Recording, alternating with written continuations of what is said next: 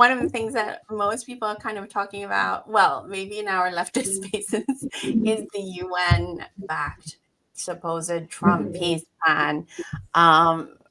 Ridiculous already, having just said that sentence. However, let's like unpack what's actually going on. So Sarah, like, do you want to give us like the broad strokes of the headlines, and then we'll get into what's behind them? Yeah, so we have here, just give me 1 second, I wasn't prepared for that. But I have the headlines here, if you guys can just bear with me. I don't think I have, oh, no, I think you have to give the headlines. I only have here. Well, the gist of it is that it's a nonsensical. Oh, yeah, I have it now. I have it now. So we have here Pakistan, Afghanistan, and Taliban. We would like to know what is really happening. No. We're doing the UN. We're doing the UN. Oh, the UN. Okay, the UN is easy because I have it all on. Yeah, that's what I'm saying. So we have the UN Security Council votes endorsing Donald Trump's Gaza. I can't put these words in my mouth. Peace plan. It's difficult. So the resolution was passed in a vote for 13 versus 0. China and Russia abstaining. Ilyana will get into that. And what is this peace plan of Trump about? Well, first of all, he talks about creating an international stabilization force.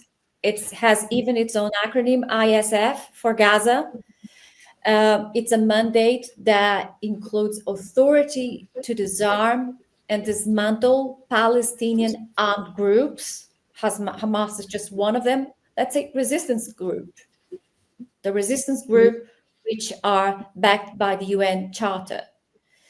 And it's strange that such a thing is part of the proposal, but at the same time, Israel remains with full force, full financing. Second point is just this very vague pathway of a Palestinian to a Palestinian state. Palestinian self-determination and statehood, it's only possible under a set of conditions. One of them is the rule of Palestinian Authority, and this Palestinian Authority will be reformed on Western terms, whatever that means. And Trump will create a board of peace chaired by Donald Trump. I will repeat that. It's not a metaphor. Trump will chair a board of peace for Palestinians, which is a big departure from the classic UN architecture, where the Secretary General and the Security Council hold the institutional command on this. And then the final point was to set up a Palestinian technocratic committee for Gaza governments, but by whom? By whom? And Hamas has rejected. I have here the exact words of Hamas for you.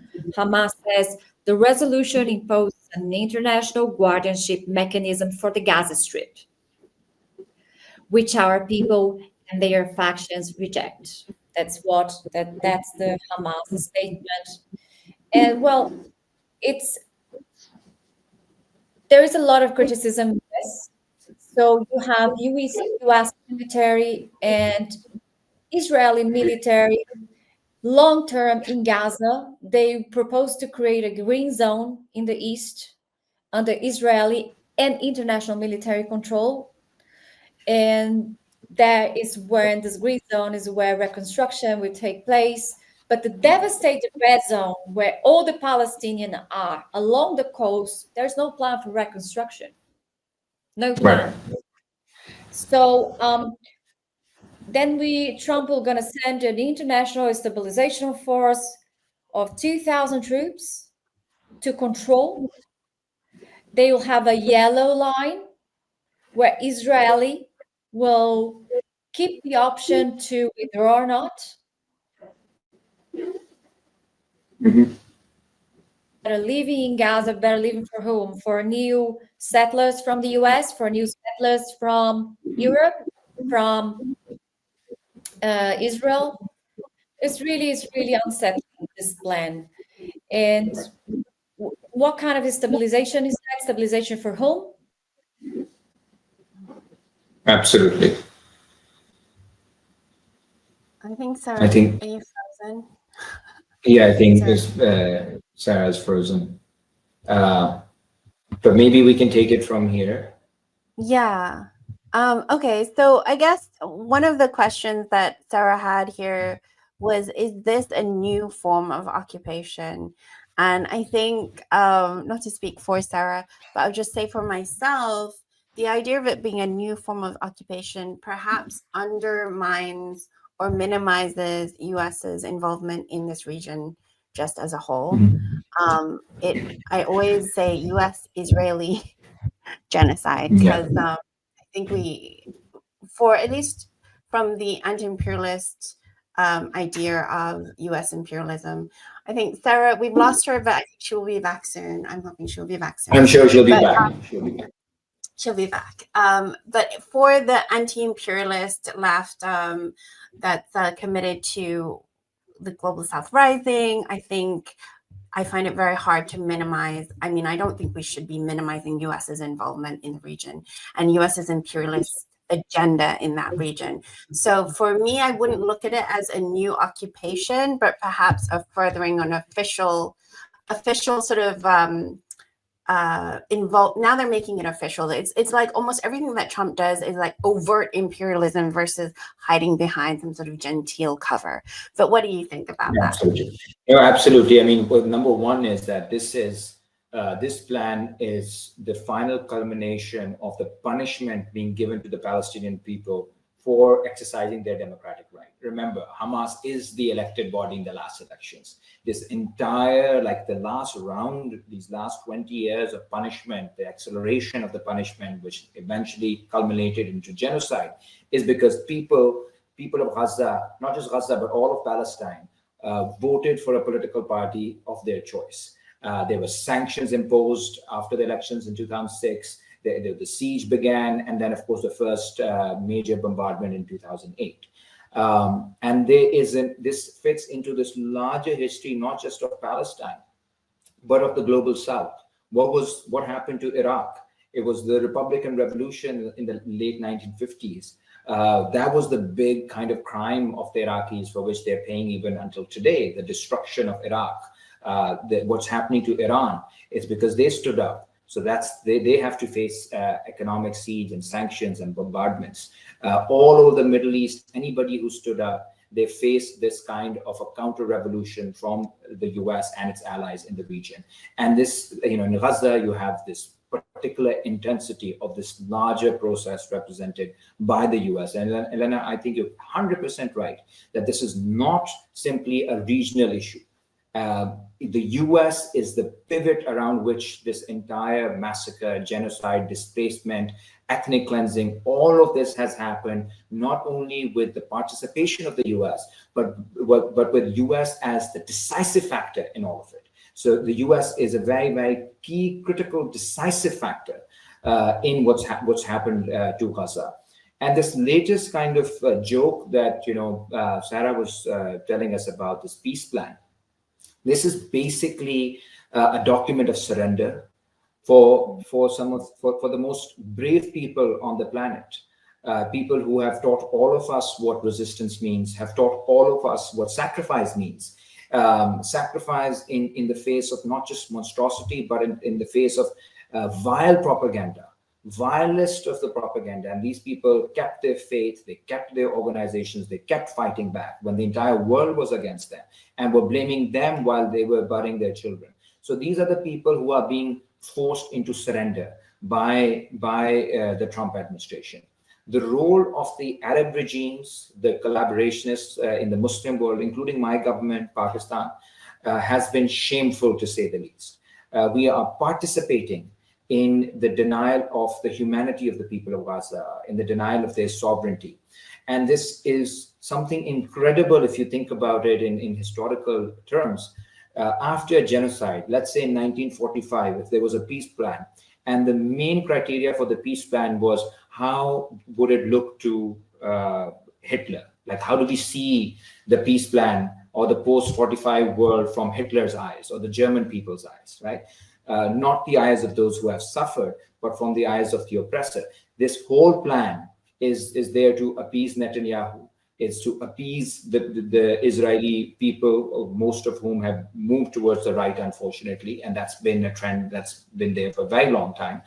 And it's not centering the concerns of the people who were the victims, who were oppressed, who have faced genocide.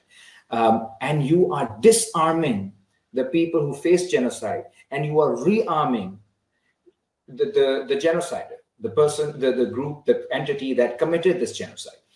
And this is, for us in Pakistan, one of the biggest concerns for us is that if we go into Gaza, Pakistan, by the way, has not recognized Israel as yet. We have historically sided with Palestine.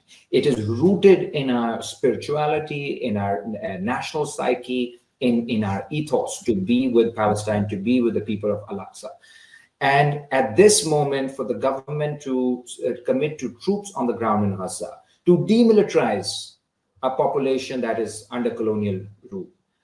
Now that PFLP, Hamas, other resistance groups have rejected this, will Pakistan, Saudi Arabia, Turkey, all of these governments, will we be coordinating with the Israelis in launching operations and raids against Palestinians? Will we be abducting Palestinians? Will we be harassing women and children in their homes? So none of this is clear right now. None of this has been put to debate in Pakistan or anywhere in the Muslim world. And here you see the kind of evil genius of empire, that they've created this architecture in the Muslim world, which is not representative, which does not abide by the pressures, the popular pressures. And hence you can push through this extremely unpopular peace plan. This has been rejected not just by the people of Palestine, this has been rejected by people across the Muslim world and across the global south. And one last thing I'll say, here, that it's quite shameful what I'm seeing on Twitter. It's quite ridiculous, to be honest. There's this distraction that's happening that Russia and China has vetoed, and maybe you can say has abstained, so did not veto. Maybe you can say a little bit more about it. But the key problem here is the US. This is a huge kind of distraction that we're getting into. No country, every country should have done more, of course, but it's basically US empire that has created and produced this problem. It's the West, it's a Western genocide, like many other genocides in the past. Britain and Europe, they are pretty much Absolutely part of it. They're part of the US empire. With ammunition, with intelligence, Britain is very active actor. Yeah, Britain, I think we have to clarify again for the audience that Britain is part of the Six Eyes, which includes US, UK, Australia, New Zealand, Canada, and Israel. And that means they all share intelligence. So they're considered the inner core of the empire, the US empire. And then there's 49 countries. But I just wanted to share here the joint statement by the foreign ministers of Jordan, UAE, Indonesia, Pakistan, Turkey, Saudi Arabia, Qatar, and Egypt. This is on the Ministry of Foreign Affairs, the government of Pakistan. So you can see here how they've backed, this is them backing this so-called peace plan. They have reaffirmed their joint commitment to work with the United States to end the war in Gaza through a comprehensive deal that ensures unrestricted delivery of sufficient humanitarian aid to Gaza. It goes on a little bit, but this is all BS, so I don't even want to read it really, because I mean, like you're saying, there's no mechanism for accountability here. You are essentially asking the Hitler of that region to be the overseer of all these things that they're saying. The statement's completely farcical. There's nothing really. It's just but my reason for, I should share it again maybe, because my reason for sort of saying that is that, bringing it up is Jordan, UAE, Indonesia, Pakistan, Turkey, Saudi Arabia, Qatar, and Egypt. I mean, quite a few of them. I think I'm more surprised at Indonesia and Pakistan doing this. The others are really well-known vassal states of the US, and granted, Pakistan, as we talked about in our prior interview in Global Majority of Peace, has always sort of juggled those U.S. and their own self-interests, which is true of every country, really. Like, that's true of every country. But you know, I'm still surprised, like you're saying, they're historically, they don't even recognize Israel. So why the capitulation, though, on across? Because, you know, it hasn't always been this way. Like, this is probably one of the most unified responses from Muslim majority countries. What is happening now that they're doing this? Well, I mean, in Pakistan, as we had that discussion last time, Pakistan vacillates between Beijing and DC.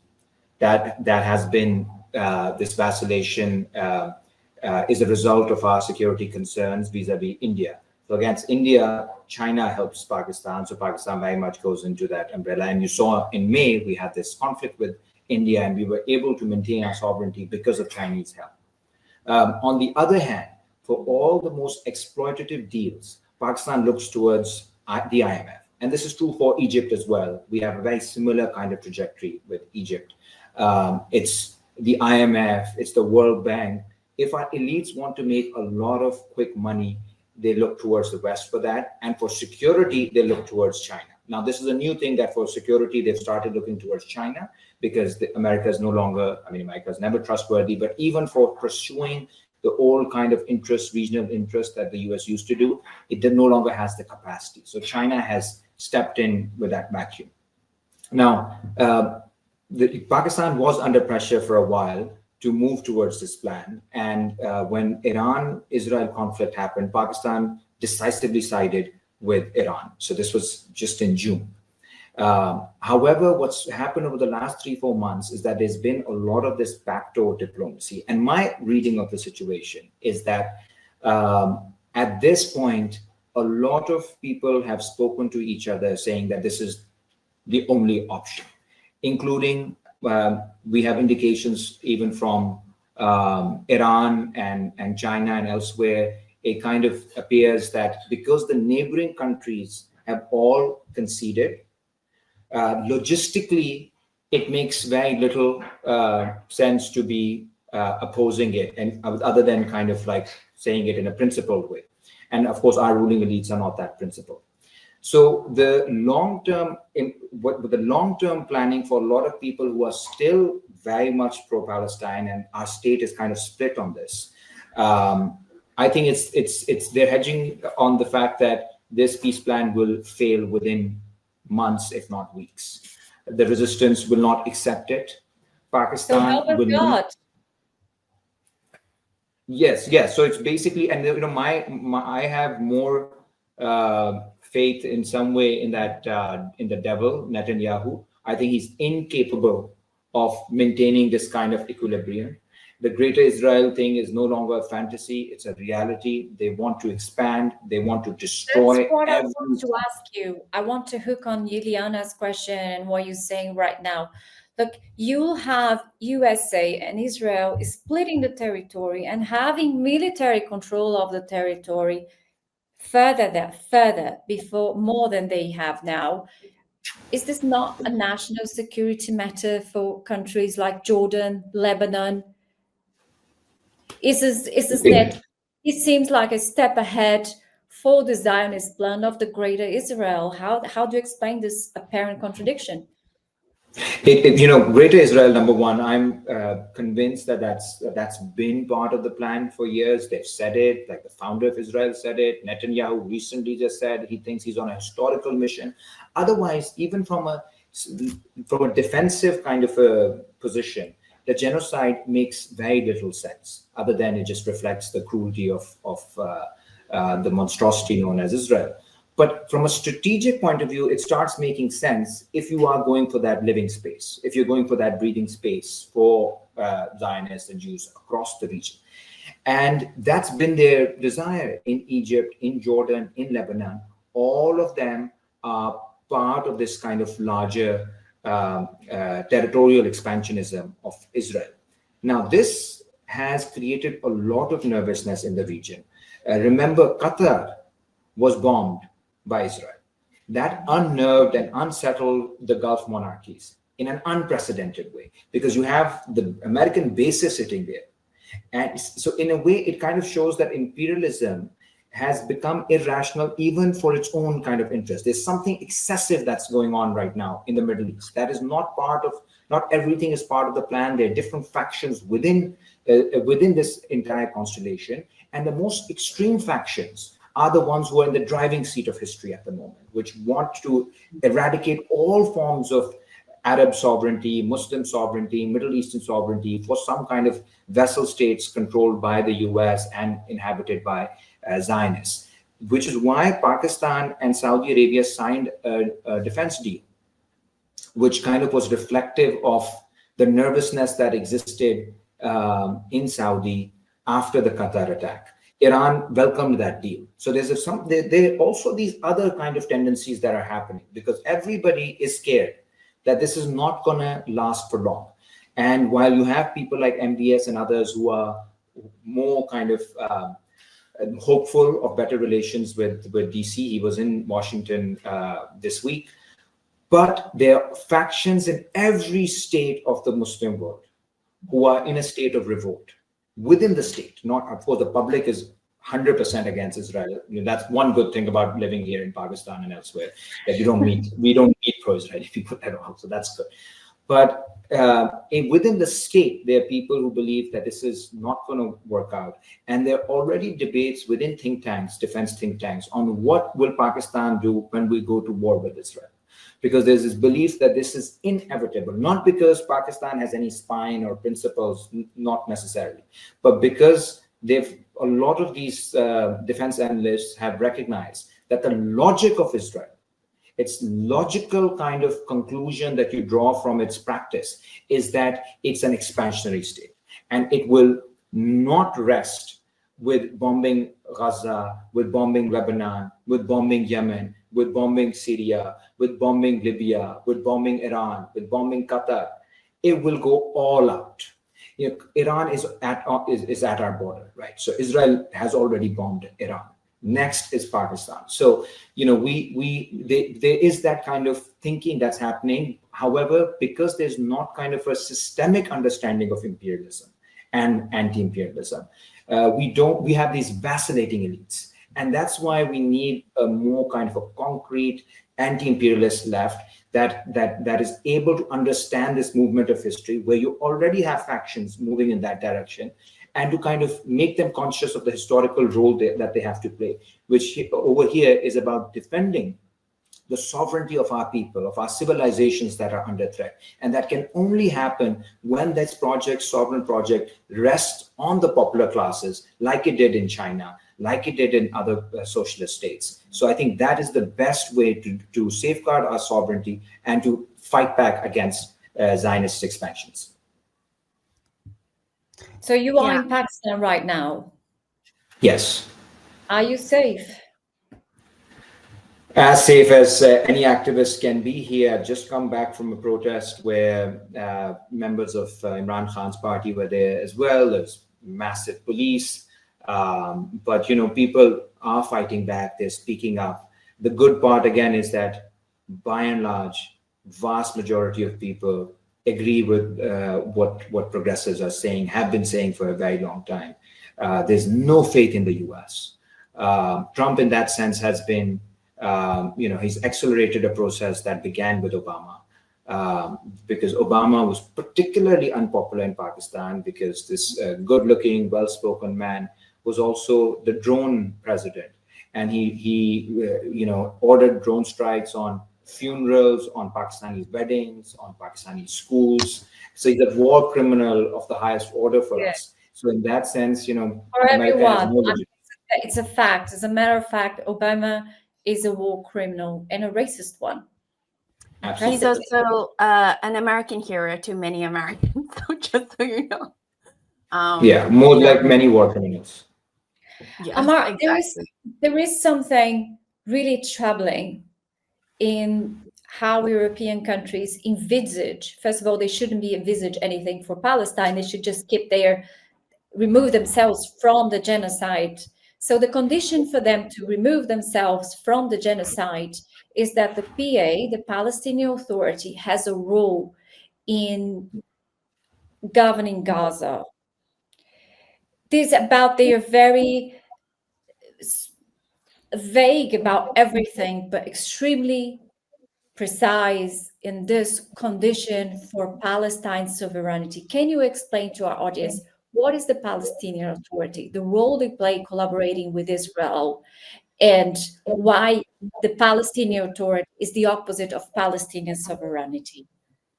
Well, I mean, the history of the PLO, the Palestinian Liberation Organization, is remarkable. This is an organization that started in the 1960s. It had Fateh, which was Yasser Arafat's party. Then it had the Popular Front for the Liberation of Palestine, the Communist Group, other groups. And they were the ones who were responsible for reigniting the struggle for Palestine in the 1960s. Laila Khaled is one of the heroes of that movement. Many others who fought and were martyred in that struggle. And Yasser Arafat was a household name in Pakistan, for example. Like, everybody loved him. His Arabic name was Abu Ammar, and my father named me after him. So he had that kind of respect across the Muslim world. What happened is, in 1993, they did the Oslo Accords. Now, this is an extremely terrible moment for national liberation movements. This is a moment when the Soviet Union is gone. Now, for us in the global South, that was a massive tragedy, because with whatever critiques one may have of the Soviet Union, they were giving support to a lot of these movements, whether it was the anti-apartheid movement in South Africa, it was the movement in Angola, movement in Palestine, and elsewhere. And 90s then became this moment of betrayals, of compromises, of too many concessions. And the Oslo Accord was one such concession that Yasser Arafat led. Part of the negotiation was that you'll create this Palestinian Authority, which will be stripped of its right to defend itself militarily. So they had to de-arm or disarm the Palestinian population. And majority of the public, including Palestinians in the diaspora, which includes Edward Said as well, very famously criticized the Oslo Accords, because they said that if you give up the right to resist, you give up your sovereignty. What else is sovereignty? Why did they colonize us for 200 years here in South Asia? Because they had John Stuart Mill or Socrates or like those big philosophers? No, they had weapons and we did not have weapons. They had technology, we did not have technology. That's why our elders were humiliated, were killed, were wiped out. That is the history that we've inherited. So if we cannot resist militarily, then we have no sovereignty. And this is exactly what happened. The Palestinian Authority became this kind of a puppet regime, propped up by NGOs, US aid, all kinds of other money coming from the Clinton administration. This was the good liberal era. And for ordinary Palestinians, it meant more humiliation, more checkposts, more settlements. So the settlements started expanding in the 90s, and there was nobody to stop them, because the armed struggle, those who were leading the armed struggle, just gave up their weapons. And in this vacuum appeared Hamas. And Hamas became the only kind of symbol of resistance in Palestine, which is why in 2006, this Palestinian Authority was routed out in elections. People have rejected this Palestinian Authority led by Fateh and these collaborationists. Democratically, people voted for Hamas. And this is why the punishment for Palestine began. As I was saying earlier, the economic siege, all these bombardments leading up to genocide. It's because people rejected this obnoxious thing called the Palestinian Authority in favor of people who were willing to fight back against the Zionists. And now what's happening with this deal is that the people who were voted in are being asked to leave. There's also this clause that Hamas members can leave if they wish to, as if their whole point, the desire was to just be tourists around the world. So they can leave Gaza. They have to disarm. They have to stop political activities.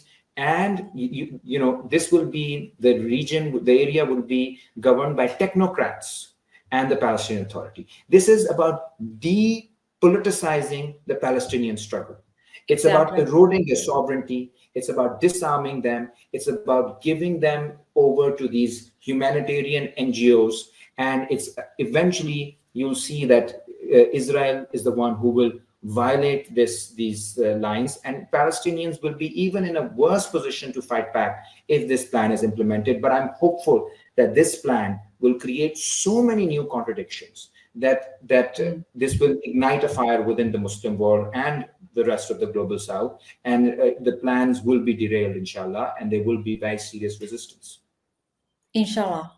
Yeah, so now I think it's a good time to sort of talk about the as you mentioned before, it's sort of been used as a distraction to talk about why did Russia and China abstain and not veto?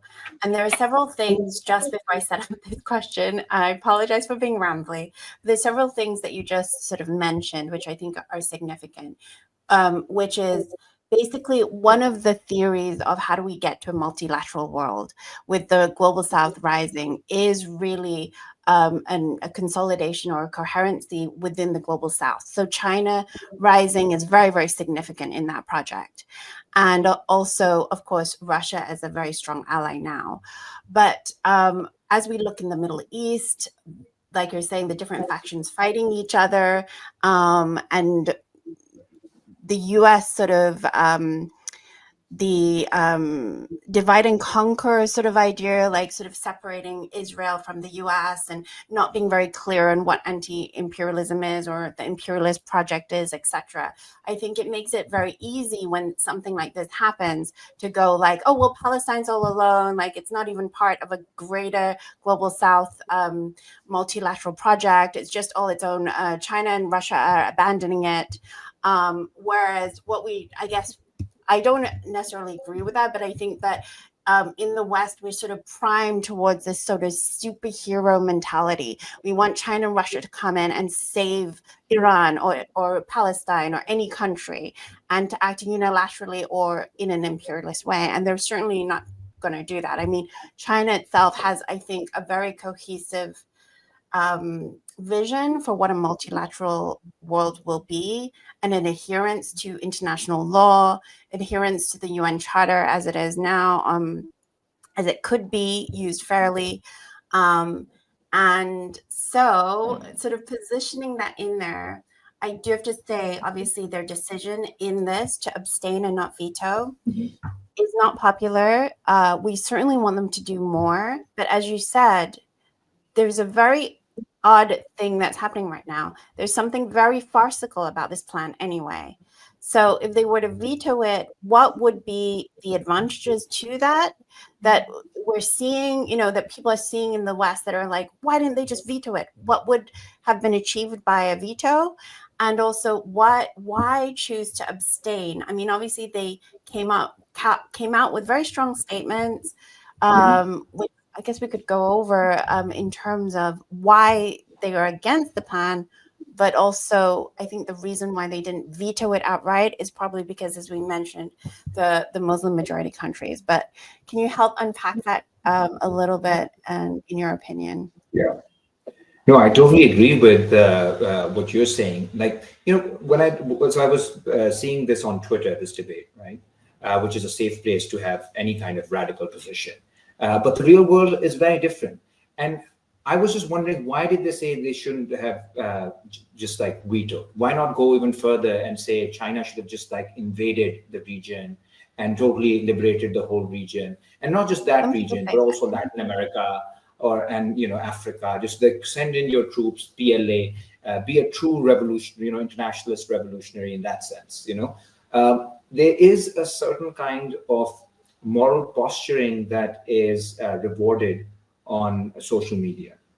So you take the correct moral positions all the time, and that's enough. Now, I'm all for taking correct moral positions. This is a horrible peace plan, so-called.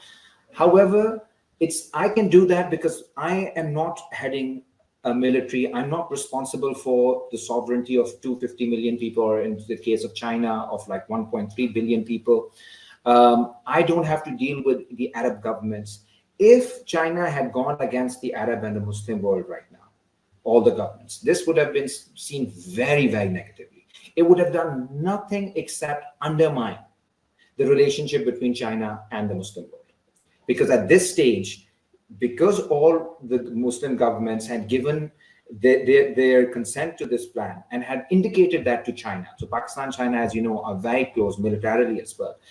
And if that's the feedback you're getting from countries that have not even recognized Israel, that we're willing to do this and please don't sabotage it. And China says, no, you guys are idiots. We're going to do it. We're going to sabotage all of this. We're going to veto it. And then we're going to like bomb you. Like this would sounds good, but this will actually destroy whatever long-term political project that is emerging right now in the global south. See, we need to have a sober analysis when we talk about international affairs. The USSR in the 1920s was started trading with Britain, or was trying to trade with Britain. There's these excellent interviews of Lenin where he's saying, I want to increase trade with Britain, and I believe that the new government will be more open to trade with the USSR. This is at a time when Britain was massacring people in India on a mass scale, right? Now, how do you think about politics when everything doesn't align, the rhythms don't align across space, right? Russia, if they needed the money, needed the capital to rebuild its economy after the Civil War. It was a devastated landscape. No Indian criticized the Soviet Union because it wanted to feed its people. People in the anti-colonial movement know that, you need relationships because the balance of forces is such that this is a process which will be a contradictory process. Similarly, with Japan, the USSR had relations with Japan throughout the 1930s. When it was it was expanding its brutal colonial empire in Korea and in China. And yet it was the Soviet Union, of course, had relations with Nazi Germany, including trade relations. And yet it was eventually the Soviet Union that played the decisive role in the defeat of Nazi Germany, as well as supporting anti-colonial movements across the global south during the 20th century. Now, these contradictions have to exist together. They are, because the rhythms don't always match. If I say, if it's the failure of the Pakistani leftists, that we don't have a socialist government in Pakistan. I mean, we've done, our elders have given, exemplary sacrifices, but we did not win. We cannot ask China to export their revolution to us. That's not what I want. Even as a Pakistani, as we're proud people. We want our own sovereign development project, our own sovereign socialist project, and we will look towards China when we're in a position to maneuver things. Now, if China has more and more allies in the Muslim world, leftist governments, anti-imperialist governments, who would be China allies? Can you name them? In the Muslim world? Yeah. Hardly. Pakistan is one of the closest ones, and it's a vacillating one, as we know. Other than China, other than Pakistan, if you look at Iran is an important ally. In fact, Iran is surviving through China and Russia, right? So this is something that a lot of people underplay. The fact that China is able to circumvent the sanctions of the US is because it has support from both Russia and China. Same with DPRK. And both these countries are critical in the axis of resistance, including in the Middle East. They're the ones that are supporting the Houthis. They're the ones that supported Hezbollah. They're the ones who supported Hamas. And without China, they don't exist. I was in Cuba last year. Who runs the Cuban economy? It's basically China is propping it up despite the siege. Venezuela. I mean, to not recognize that this is an opening. It is not China is not the solution for every problem. It is a power that puts serious constraints on the ability of empire to blackmail and coerce the global south. This opening is a world historical opening. Even this fact that you have these serious constraints that the East India Company never had in the 18th century when they came to India. When the Dutch Indies companies and all these companies that were taking over the Americas in the 17th century, they had no such constraints from the global south. When they were using Africa for slave trade, they had no such constraint on them. The fact that they have constrained to the extent that countries can even circumvent sanctions and grow militarily like Iran has done, like DPRK has done, like Russia has done. Russia has also survived because of Chinese support. These are world historical opportunities. these do not mean that now the revolution is here and there's socialism. No, it simply means in the long road towards anti-imperialism, new paths are opened up. And by kind of reducing them to the political economy of social media and likes and retweets, we say the most, we have a gotcha moment. Look at China hasn't done this. We then reduce this like world historical journey, which requires decades or even centuries, into the immediate kind of dopamine hit that we want on social media. And this is something that the Western left is very good at, like dopamine hits, but not substantial challenges to power. The New York elections is one example. Excellent thing that's happened. Of course, we all are very happy. But to think of this as something bigger than the Chinese Revolution, bigger than the Soviet Revolution, bigger than everything, it's all about then this social media, Insta kind of consumption, and not thinking about, okay, what actually changes in the material world because of this.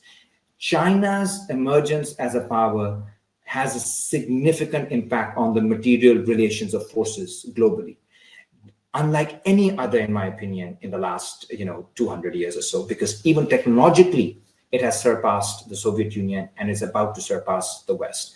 And we should see that as an opportunity to push the struggle forward, but it will not be a substitute for us fighting our own battles in our own countries. And we should not expect Beijing to fight our battles for us. And I think China has a perspective which is very interesting, which is the biggest change first occur in invisible ways from within. They are not demonstratives. They are not, as you say, social media dopamine, or they are not strong statements. This is one of the things that I most admire in the Chinese philosophy. Things comes from within and they manifest. It's outside world. It's just a manifestation of something much bigger, much deeper rooted. And I think what you say makes total sense to me. What is the point of creating a split, a wedge between those forces if it's not going to help Palestinians? Because there are no pragmatical effects of it. It makes total sense, as much as it breaks our hearts because it's so difficult to watch. And when people say, you said Palestinians, the bravest people in the world, I couldn't agree more. And I think the Palestine fight, it's a reference to all humanity. Every time something's happened in Palestine, you see people in South America with the Palestine flag. It awakes on us a sense of justice, a sense of being international. The Palestine movement is an inspiration for all other sovereignty movements worldwide, as nothing else is. It has such a resonance. If you go to left-wing parties in Brazil, Palestine is your utopia of resistance, of it, and they want to destroy the symbolic level of Palestinian too by creating this fake occupation plan by Trump from all people in the world. The last one I want is Trump and Netanyahu. And I think there is also this symbolic violence in this plan. Disarming Palestine the same way they disarmed Las FARC, the same way they want to disarm every revolutionary movement that has no other option because they are being killed by at gunpoint. How are you gonna? I would just say one thing, again, not to I think we're going to be rehashing the argument I had with Matt Kennard for months to come. But just to say, in my perspective, the reason why it's so important for us not to minimize. Am I saying too many negatives there? But the reason why it's very, very important for us to understand that Israel is part of the U.S. empire and that it's to actually recognize the entire project of empire is because when people are finally waking up to the idea of what a genocide looks like, and if they only see Israel and that very small faction, they're completely ignoring all the other genocides that have happened and are going to continue to happen and are actually happening everywhere. Germany is their third genocide. They will be the genocide specialists in the world.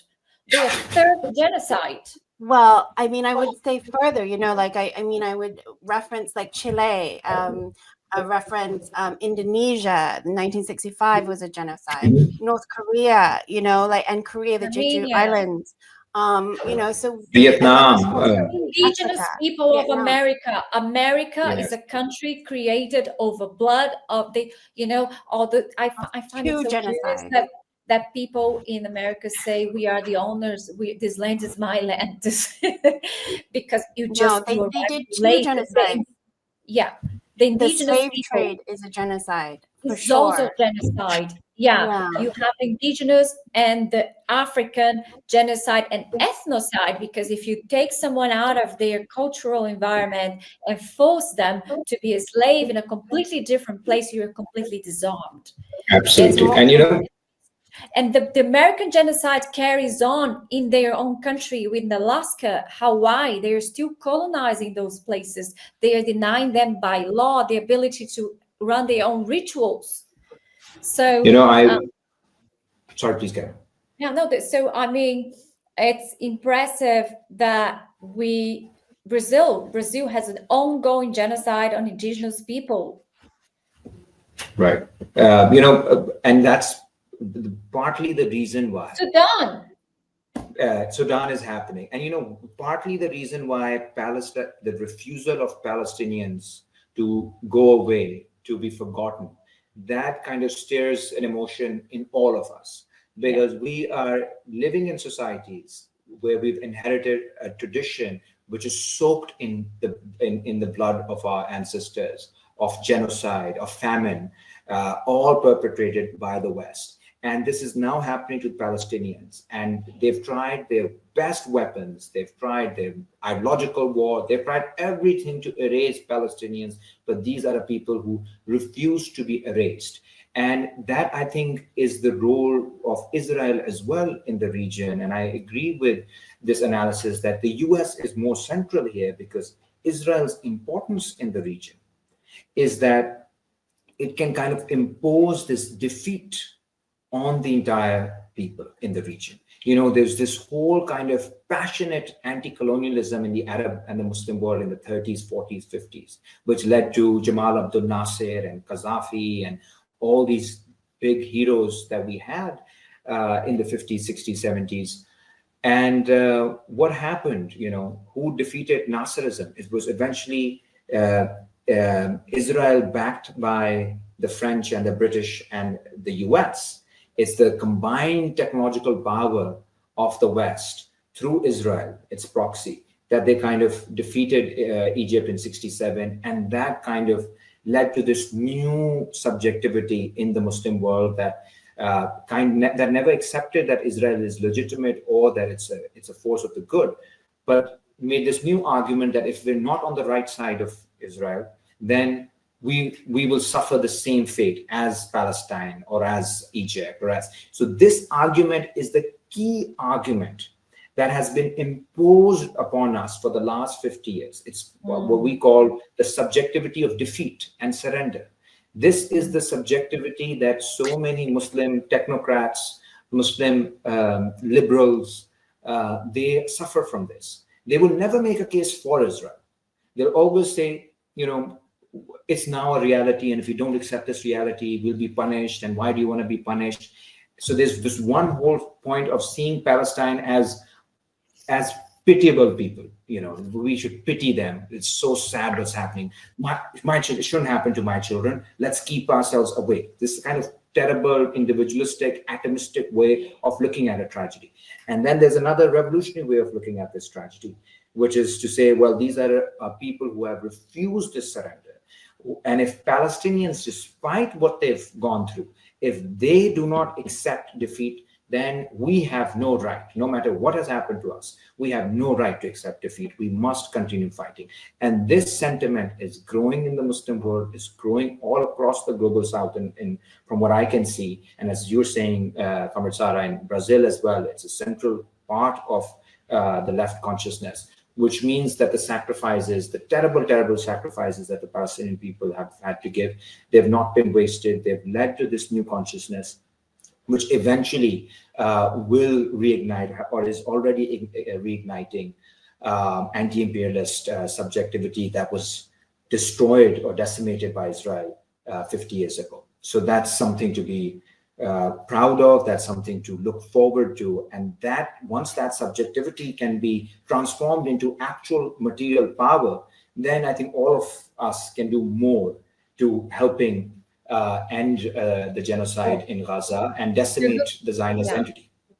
What is more surprising for me is that within America today, not only in the left, but even the MAGA movement, you have people rising against Israel for different reasons. Yeah, but because they don't understand imperialism, it's like, again, this, it's again this like diluted ability to really, for example, they have the power really in the US to do so much more, but they don't utilize the power because, Juliana, it's a novelty that you have within America people opposing the Palestine genocide to the point that the largest Jewish hub in America, New York, 30% of Jews voted for a Muslim because they are watching what's happening in Palestine.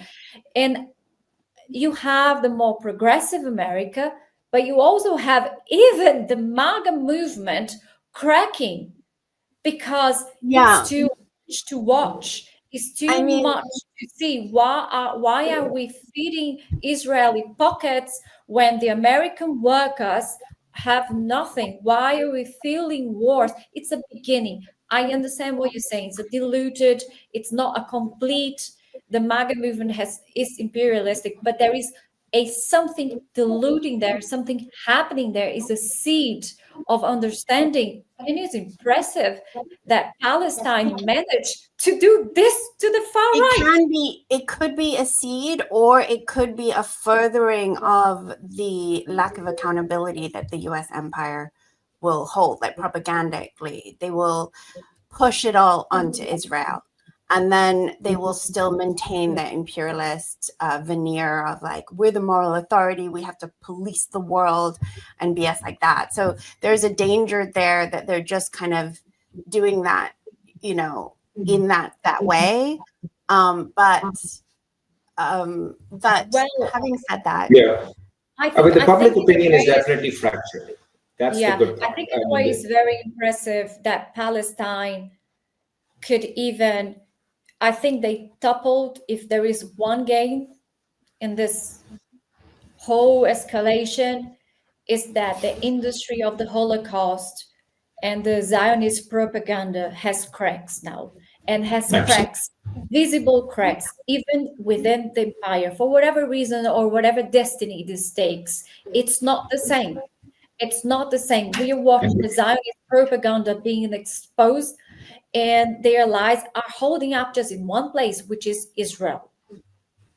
Yeah, I'm also in agreement that I'm hoping that this means that the Zionist mask, the ethical mask of Zionism, which imperialism has used in that region, is done. I hope it's absolutely done because of the exposure of the horrific crimes. And as Ammar said, this has to do with the fight of the Palestinian people for their own sovereignty. Nobody helped them.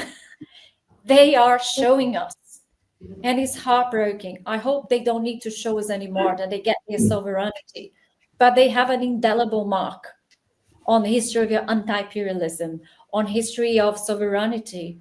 Palestine will never die. Is a symbol that can die. Palestine can be done, but this is an unerasable idea. We certainly hope it'll be more than just an idea. Like I hope so. As Ammar has said before, that we have this moment in time that we haven't had for maybe 400 years, of Western imperialism just rampaging the world. And we have this moment where the global South has a possibility for rising with the rise of China and the alliances that are forming. So definitely hoping that that is true in the coming years, that we'll come to fruition. But one of the main problems, I think, is every time a country makes strides of progress, makes some sort of socialist progress, like Mexico under the left-wing president Claudia Sheinbaum, the U.S. is there. The U.S. is already actually on the ground already, unless you completely have that sort of like cut off all, you'll be obviously called a dictator or whatever, but you need to like absolutely cut off all. I mean, I think it's very hard to do. It's like you probably wouldn't do it voluntarily. It would be like Cuba, North Korea, Russia, right? They were cut off, they didn't necessarily do the cutting off in the beginning.